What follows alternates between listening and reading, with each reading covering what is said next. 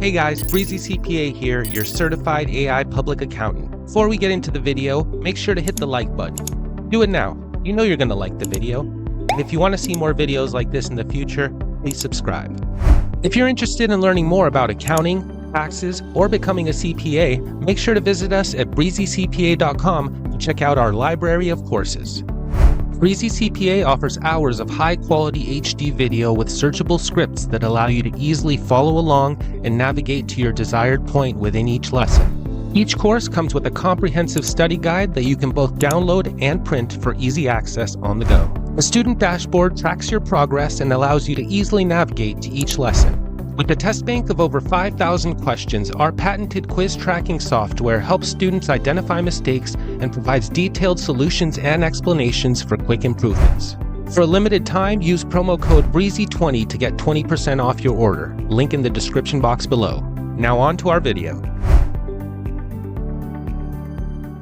Alright guys, so we looked at Alice and Chris's 1040 and we looked at how we arrived at the additional income from Schedule 1 here of $48,700 from their Schedule 1, which was Part 1, which was the additional income here of $48,700. Now we have to take a look at the adjustments to income, which also come from Schedule 1, line 26, and Chris and Alice are reporting $9,453 of adjustments to income. So going back to Schedule 1, in Part 1 we had the additional income. Now we're going to take a look at the adjustments to income. So starting on line 11 here, we have educator expenses, and the IRS guidance says that teachers can deduct up to $300, $600 if married filing jointly and both spouses are eligible educators, for classroom-related expenses, including supplies and professional development. So for Chris and Alice, Chris is a teacher and spent $450 on classroom supplies. Alice is not an educator, so the deduction, Chris qualifies for the full $300 educator expense deduction. So we're going to put $300 here for Chris. Next, we have certain business expenses on line 12, and this includes business expenses for military, performing artists, or government officials. So neither Chris nor Alice are any one of these, so their deduction for the year would be 0 for line 12. Next, on line 13, we have the health savings account deduction, and this includes contributions to the health savings account that are deductible up to $3,850 for an individual or $7,750 for family coverage, with an additional $1,000 catch-up contribution for those that are 55 or older. So in Chris's and Alice's case, Alice has an health savings account and contributed $5,000. They have family coverage, so the full $5,000 is deductible as it is below the limit. So for line 13, we would include $5,000.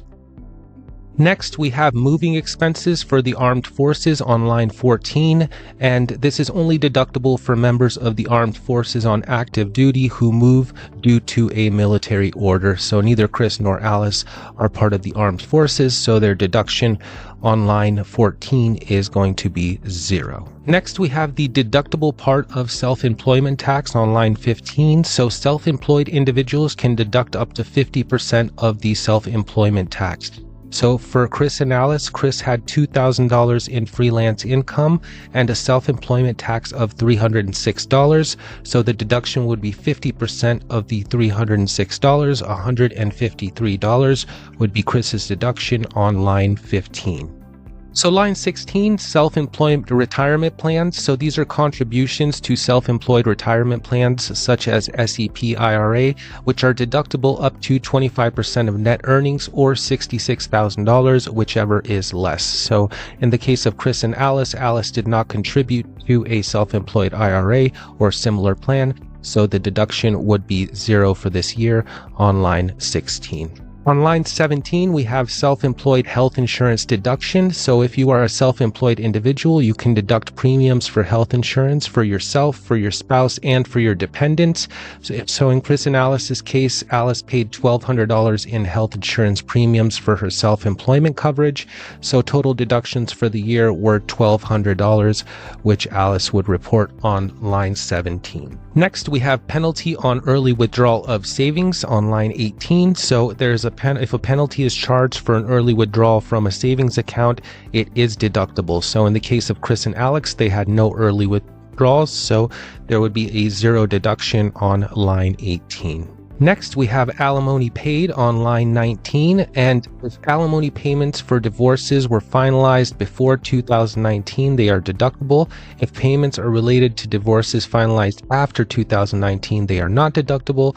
So in Chris and Alice's case, there was no alimony that was paid, so there is a zero deduction for alimony paid on line 19. Next, we have IRA deductions on line 20. So if you have contributions to a traditional IRA, they are deductible if income is below the phase-out limits. So the phase-out starts at $116,000, ends at $136,000 for married filing jointly, if covered by a retirement plan. So for Chris and Alice, Chris contributed $2,000 to a traditional IRA.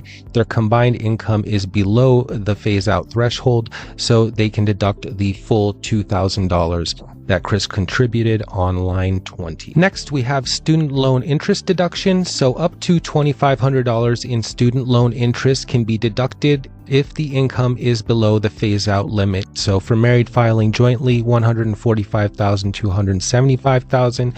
So in Chris and Alice's case, Chris paid $800 in student loan interest. Their income is below the phase-out limit, so their deduction would be $800 on line 21.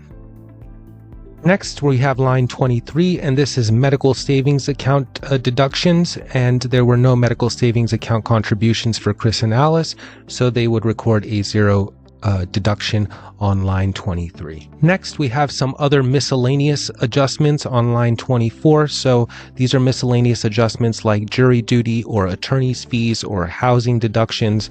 None of these were applicable to Chris and Alice, so they're going to record zero deduction on line 25. So the total adjustment to income, when we add up all the deductions for Chris and Alice, the educator expense, the HSA deduction, the self-employment tax, the IRA deduction, the student loan interest, comes out to $9,453. And this $9,453 goes right here on $453 goes right here on the Schedule 1, and then these adjustments get transferred where? They get transferred to Form 1040, line 10. So going back to Chris and Alice's 1040 here, on line 10, we can see adjustments to income, Schedule 1, line 26, 9,453.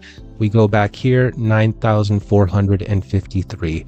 So that checks out. So what Alice and Chris listed on their tax return is correct. So that is it for this lesson. I will catch you guys in the next one. If you found this video helpful, please make sure to give it a thumbs up and subscribe for more content. If you're interested in learning more about accounting, taxes, or becoming a CPA, visit us at breezycpa.com for courses. Thanks for watching, and I'll see you guys in the next one.